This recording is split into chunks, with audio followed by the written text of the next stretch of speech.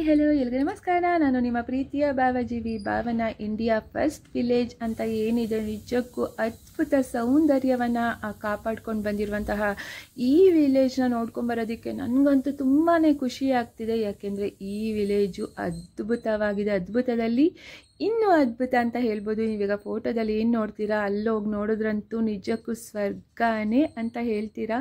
ನನಗಂತೂ ತುಂಬ ಎಸ್ಪೆಷಲಿ ಮನಸ್ಸಿಗೆ ತುಂಬ ಇಷ್ಟವಾದಂತಹ ಒಂದು ಜಾಗ ಇದು. ಉತ್ತರಾಖಂಡ್ನ ಮನಾ ವಿಲೇಜು ಮೊದಲು ಇಂಡಿಯಾ ಲಾಸ್ಟ್ ವಿಲೇಜ್ ಅಂತ ಇತ್ತು, ಈಗ ಇಂಡಿಯಾ ಫಸ್ಟ್ ವಿಲೇಜ್ ಅಂತ ಆಗಿದೆ.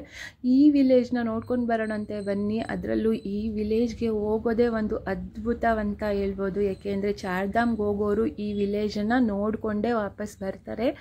ಯಾಕೆಂದರೆ ಇದು ಅಷ್ಟು ಸ್ಪೆಷಲ್ ಏನಪ್ಪ ಅಂದರೆ, ಇಲ್ಲಿ ಸರಸ್ವತಿ ನದಿಯ ಉಗಮ ಸ್ಥಾನ. ಸರಸ್ವತಿ ನದಿ ನೋಡೋಕ್ಕೆ ಸಿಗ್ತಾಳೆ. ಆಮೇಲೆ ಸರಸ್ವತಿ ನದಿ ಮುಂದೆ ಎಲ್ಲೂ ಹರಿಯುವಂತಹ ಯಾವುದೇ ಕುರುಹುಗಳು ಕೂಡ ನೀವು ಕಾಣಿಸಿಗಲ್ಲ. ಅದಕ್ಕೆ ಈ ಒಂದು ಪ್ಲೇಸ್ನ ನೋಡ್ಕೊಂಡು ಬರೋಣಂತೆ. ಇದು ಇಂಡಿಯಾ ಫಸ್ಟ್ ವಿಲೇಜ್ ಮನಾ ವಿಲೇಜ್ಗೆ ಕರ್ಕೊಂಡು ಹೋಗ್ತಿದ್ದೀನಿ. ನನಗಂತೂ ತುಂಬ ಇಷ್ಟವಾದ ಜಾಗ. ಯಾಕೆ ಅಂದರೆ ಇಲ್ಲಿನ ಪ್ರಕೃತಿ ಸೌಂದರ್ಯ ಅಷ್ಟೇ ಚೆನ್ನಾಗಿದೆ, ಅಷ್ಟೇ ಅದ್ಭುತವಾಗಿದೆ. ಇಲ್ಲಿ 6 ತಿಂಗಳು ಮಾತ್ರ ಬರೋಕ್ಕಾಗೋದು. ನಿಮಗೆ ಗೊತ್ತು, ಚಾರ್ಧಾಮ್ಗೆ ಹೋಗೋಕ್ಕೆ ಏನು ಹೋಗ್ತೀವಿ ಆವಾಗ ಮಾತ್ರ ಇಲ್ಲಿ ಅಲೌಡ್ ಇದೆ, ಅದಾದಮೇಲೆ ಅಲೌಡ್ ಇಲ್ಲ. ಹಾಗೆ ಇಲ್ಲಿನ ಜನರು, ಅಲ್ಲಿನ ಕುಲಕಸಬು ಯಾವುದಪ್ಪ ಅಂದರೆ, ನೀವೀಗ ನೋಡ್ತೀರ ಸ್ವೆಟರ್ ಉಲ್ಲನ್ನಲ್ಲಿ ನೇಯುವಂತಹ ಇದನ್ನು ಮಾರುವಂತಹ ಅಂಗಡಿಗಳು ನಿಜವಾಗ್ಲೂ ಎರಡು ಸೈಡಲ್ಲೂ ನೋಡೋಕ್ಕೆ ಸಿಗುತ್ತೆ. ಇದು ಅಲ್ಲಿನ ಕಸಬು, ಅಲ್ಲಿನ ಜೀವನೋಪಾಯಕ್ಕೆ ಅಲ್ಲಿ ಮಾಡ್ಕೊಂಡಿರುವಂಥದ್ದು. ಹಾಗೆ ಇಲ್ಲಿನ ಜನ ಸುಮಾರು ವರ್ಷಗಳ ಕಾಲ ಬದುಕ್ತಾರೆ. 100 ಇಯರ್ಸ್ ಆಫ್ಟರ್ ಎಲ್ಲರೂ ತುಂಬ ಜನ ಇದ್ದಾರೆ.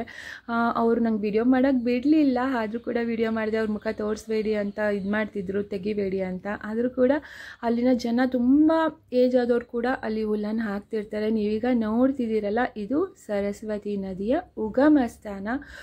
ಇಲ್ಲಿ ಸರಸ್ವತಿ ನದಿ ನೋಡೋಕ್ಕೆ ಸಿಗುತ್ತೆ. ಆಮೇಲೆ ಮುಂದೆ ಯಾವುದೇ ಕಾರಣಕ್ಕೂ ನೋಡೋಕ್ಕೆ ಸಿಗಲ್ಲ. ಯಾಕಪ್ಪ ಅಂದರೆ, ನಿಮಗೂ ಚೆನ್ನಾಗಿ ಗೊತ್ತಿದೆ ಅನ್ಕೋತೀನಿ, ವೇದವ್ಯಾಸರು ಮಹಾಭಾರತ ಗ್ರಂಥವನ್ನು ರಚಿಸುವಾಗ ಸರಸ್ವತಿ ನದಿ ಬೋರ್ಗರೆದಿದ್ದ ಶಬ್ದದಿಂದ ತೊಂದರೆಯಾಗುತ್ತದೆ.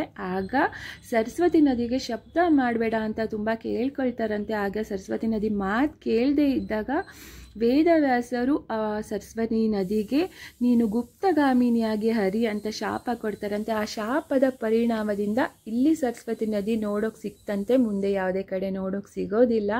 ಹಾಗೆ ನೋಡ್ತಿದ್ದೀರಲ್ಲ, ಅದರ ಸೌಂಡ್ ಎಷ್ಟಿತ್ತು, ಹಿಂಗೆ ಸಖತ್ತಾಗಿತ್ತು. ಆ ಒಂದು ನೋಡೋಕ್ಕೆ ನಿಜವಾಗ್ಲೂ ಅದ್ಭುತ. ಆ ಹಿಂದಿನ ಕಾಲದಲ್ಲಿ ಏನೆಲ್ಲ ನಡೆದಿದೆ ಅದೆಲ್ಲ ನಿಜವಾಗ್ಲೂ ಸತ್ಯ ಅಂತ ನಾನಂತೂ ನಂಬ್ತೀನಿ. ಯಾಕೆಂದರೆ ಅದು ನಮ್ಮ ಅನುಭವ, ಹಿಂದೂ ಸಂಸ್ಕೃತಿ ಸಂಪ್ರದಾಯ, ಅಲ್ಲಿನ ಆಚಾರ ವಿಚಾರಗಳು ಖಂಡಿತ ಎಲ್ಲನೂ ಒಳ್ಳೆಯದಕ್ಕೆ ನಡೆದಿದೆ, ಒಳ್ಳೆಯದಾಗಿದೆ ಅಂತ ನನ್ನ ಅನುಭವ.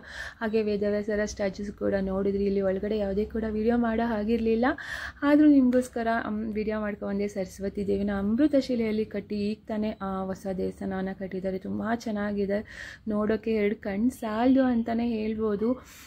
ನನಗಂತೂ ತುಂಬ ಎಸ್ಪೆಷಲಿ ಈ ಜಾಗ ತುಂಬಾ ಇಷ್ಟ ಆಯಿತು. ನಾನು ವಿಡಿಯೋ ಕೂಡ ಯಾವುದೇ ತೆಗಿಲಿಲ್ಲ ಅಂದರು, ಅದು ನಿಮಗೋಸ್ಕರ ತೆಕ್ಕೊಂಡು ಬಂದಿದ್ದು. ಇದು ವೇದವ್ಯಾಸರು ಗುಹೆ, ಅದು ಕೂಡ ಒಂದ್ಸಲ ನೋಡ್ಕೊಂಬನ್ನಿ. ಇದನ್ನು ಭೀಮ್ ಪೂಲ್ ಅಂತಾರೆ. ಯಾಕೆ ಅಂದರೆ, ಭೀಮ ನಡ್ಕೊಂಡು ಹೋಗ್ಬೇಕಾದ್ರೆ ಸರಸ್ವತಿ ನದಿಯನ್ನು ದಾಟೋಕ್ಕೆ ದ್ರೌಪದಿ ಹೆದರ್ಕೊಳ್ತಾಳಂತೆ. ಅದಕ್ಕೋಸ್ಕರ ಭೀಮ ತನ್ನ 2 ಕೈಯಿಂದ ಈ ಒಂದು ಬಂಡೆಯನ್ನು ಅಡಲಾಗಿ ಇಟ್ಟಿರೋದಂಥದ್ದು ಅಂತ ಕೂಡ ಇಲ್ಲಿನ ಇತಿಹಾಸ ಹೇಳುತ್ತೆ. ಹಾಗೆ ಪಂಚಪಾಂಡವರು ಈ ನದಿಯನ್ನು ದಾಟ್ಕೊಂಡು ಮೇಲೆ ಹೋದರು, ಸ್ವರ್ಗಾರೋಹಣ ಆದರು ಅಂತ ಇಲ್ಲಿನ ಇತಿಹಾಸ ಹೇಳುತ್ತೆ. ಹಾಗೆ ಪಂಚಪಾಂಡವರು ಏನು ಇಲ್ಲಿಂದ ಹೋದರು, ಆಮೇಲೆ ಅಲ್ಲಿಂದ ಹೋದ ತಕ್ಷಣ ಸಿಗಲಿಲ್ಲ ಮುಂದೆ, ಅಷ್ಟೇ ಅವ್ರದ್ದು ನೋಡೋಕ್ಕೆ ಸಿಕ್ಕಿದ್ದು ಜನರಿಗೆ ಅಂತ ಹೇಳ್ತಾರೆ. ಇದು ಸ್ವರ್ಗಾರೋಹಣವಾದಂಥ ಸ್ವರ್ಗದ ಬಾಗಿಲು ಅಂತ ಕೂಡ ಹೇಳ್ತಾರೆ. ಇಲ್ಲಿಂದ ನೀವು ನೋಡಿದ್ರೆ ನಿಜವಾಗ್ಲೂ ಪ್ರಕೃತಿಯ ಸೌಂದರ್ಯ ಅದ್ಭುತವಾಗಿತ್ತು ಅಂತಲೇ ಹೇಳ್ಬೋದು. ಒಂದು ಪ್ರಕೃತಿ ನೋಡೋದಿದೆಯಲ್ಲ, ಮಂಜಿನ ಬೆಟ್ಟಗಳು, ಅದ್ರ ಜೊತೆಗೆ ತುಂಬಾ ಖುಷಿ ಸಿಕ್ತು ನನಗಂತೂ. ಈಗ ಏನು ಪಂಚಪಾಂಡವರ ಜೊತೆ ಒಂದು ನಾಯಿ ಕೂಡ ಸ್ವರ್ಗಕ್ಕೆ ಹೋಯಿತು ಅಂತ ಇಲ್ಲಿ ಸ್ಟ್ಯಾಚ್ಯೂಗಳೆಲ್ಲ ಏನು ಮಾಡಿದ್ದಾರೆ.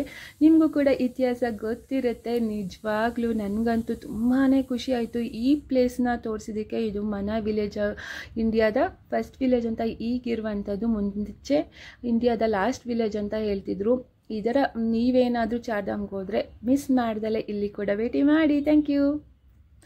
ಹಾಗೆ ನನ್ನ ಒಂದು ಸಬ್ಸ್ಕ್ರೈಬ್ ಮಾಡಿ, ಶೇರ್ ಮಾಡುವ ಮುಖಾಂತರ ಪ್ರೋತ್ಸಾಹಿಸಿ.